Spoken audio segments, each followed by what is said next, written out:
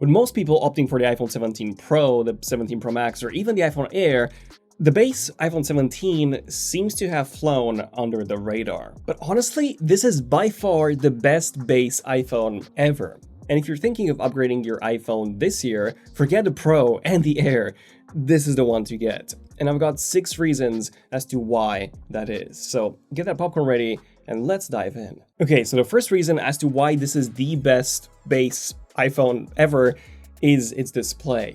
And the upgrades this year alone are so big, in fact, that the display actually matches the one on the iPhone 17 Pro. It literally received every single upgrade that it could. Always on? Check. 3000 nits? Check. Thinner bezels? Check. And even 120Hz ProMotion?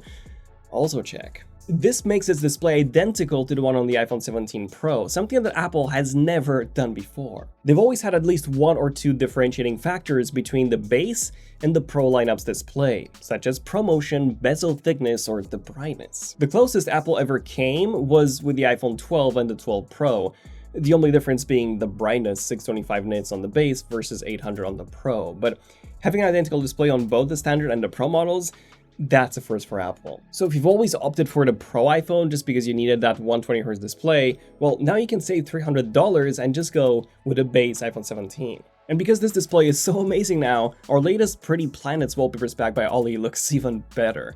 A link down below. Now, aside from the display, the second reason why the base model is so good this year is because of the cameras. And let's start with the selfie and the ultra-wide cameras, because those are also identical to the cameras on the iPhone 17 Pro. The iPhone 16 used a 12 megapixel ultra-wide camera, but this year, that got bumped to the same 48 megapixel module as on the iPhone 16 Pros and 17 Pros. When it comes to the selfie camera, this new one is amazing. It's a 1x1 sensor that lets you take landscape photos and videos while you're holding your phone in vertical orientation. And it also features center stage for tracking you while you're in a video call.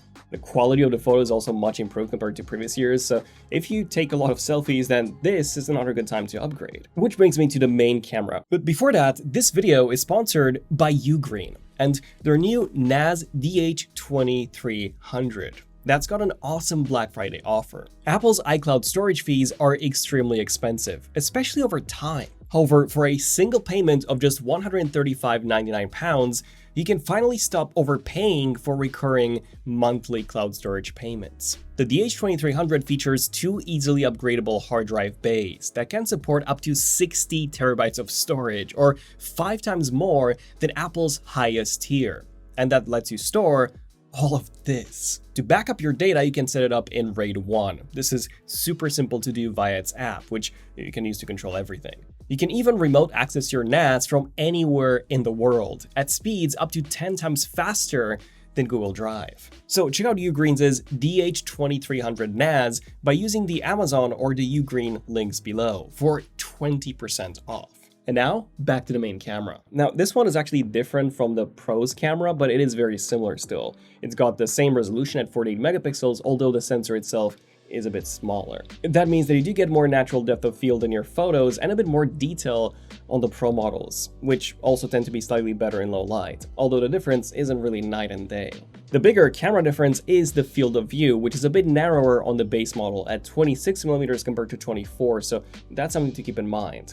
And also, the minimum focus distance is actually better on the base model compared to the Pro, so you can get closer to your subject while staying in focus. Overall, it's a really good main camera, and it's actually the same one as on the more expensive iPhone Air. The fourth and final camera is the telephoto module, which this phone sadly lacks. This, in my opinion, is actually the biggest overall difference between the regular iPhone 17 and the iPhone 17 Pro. While you do get that 2x sensor crop zoom on the main camera, it still cannot compete with the dedicated 4x telephoto lens on the Pro models that gives you an 8x sensor crop zoom. Having that 48 megapixel 4x telephoto module on the Pro can be really useful in a lot of situations, but if you think you don't need it, then the iPhone 17 is the right phone for you. Now, the third reason why it's so good is its battery life. Apple quotes 30 hours of video playback as opposed to 33 on the Pro and 27 on the Air. This is actually a massive upgrade over the iPhone 16's, which was only quoted at 22 hours. That being said, even though Apple claims that the iPhone 17 has a 30% longer battery life compared to the 16, I would say that's a bit exaggerated. From my testing, I was getting about 15 to 20% more. So definitely not 30%, but still a really good upgrade. And when compared to the Air, I can indeed confirm that the iPhone 17 lasts for about 15% longer than my Air would. But when comparing it to the iPhone 17 Pro, that's where things get a bit weird, because you see, Apple quotes the Pro for 33 hours, so 3 hours more than the regular 17. But if you live in Europe or the UK, you get the version of the 17 Pro with a regular SIM slot instead of the eSIM, so the battery is actually a bit smaller. And in that case, it's quoted to last 31 hours as opposed to 30 on a 17. So in that case, the difference is almost negligible. So yeah, if battery is a big concern, then definitely do get the 17 Pro Max, especially if you live in Europe or the UK. The charging speeds have also been bumped to 35 watts, meaning that you can get up to 50% in 20 minutes, just like with the 17 Pro. So yeah, I just wouldn't pay an extra $300 for the 17 Pro if battery was a concern. Now, the fourth reason to go for the base 17 is pretty simple: the colors. I do really love what Apple has done with the colors this year. I love the new sage and lavender, and I must say, when it comes to the blue, I did prefer the punchier blue on the iPhone 16. This year's blue is nice, but quite different to the sky blue on the MacBook Air and the iPad Air, which are more muted. Still, it comes with 5 colors to choose from as opposed to 3 on the Pros. So if you really want a black iPhone, then you could only get this on the iPhone 17 or the Air, but that's more expensive. The fifth reason is storage, and this is where I was really surprised. You see, with the iPhone 17 Pro, Apple bumped the price by $100, but they also bumped the starting storage to $256. So technically it does cost the same as last year, but with the iPhone 17, they kept the same price of $799, but they actually doubled the storage to $256 at that price. So yeah, that's a very rare move for Apple, and I'm glad they did it. Lastly, we have the performance, and I gotta say, this iPhone is extremely fluid. And just like my 17 Pro Max, I would honestly say that this is even smoother than my 16 Pro Max, which I had many issues with, that dropped frames like crazy, lagged. This is just very responsive. But the only thing I noticed in real life usage was RAM, as indeed I do see the apps reloading a bit more often on the 17 compared to the 17 Pro, which does come with 12 gigs of RAM as opposed to 8. But would you pay $300 for an extra 4 gigs of RAM?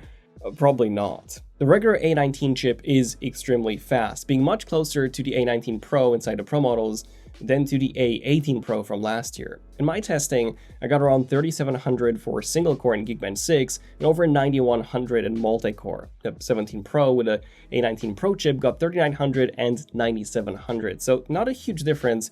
And in real life, they just feel about the same aside from that RAM usage.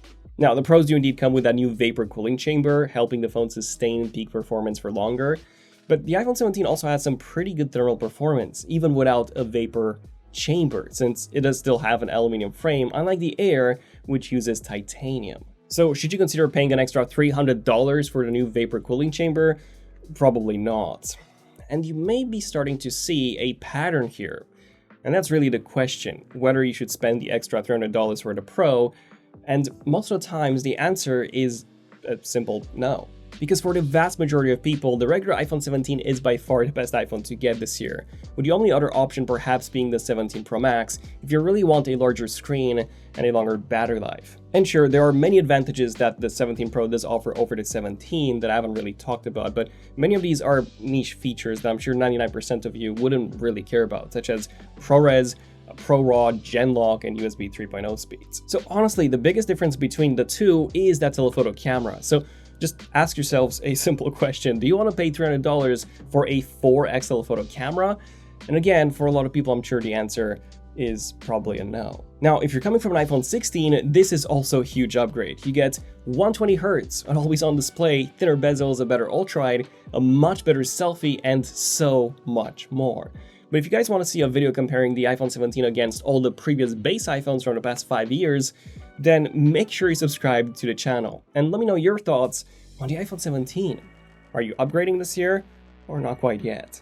I'm Daniel, this is ZONEofTECH, and I'll see you guys in the next one. ZONEofTECH, signing out. Cheers.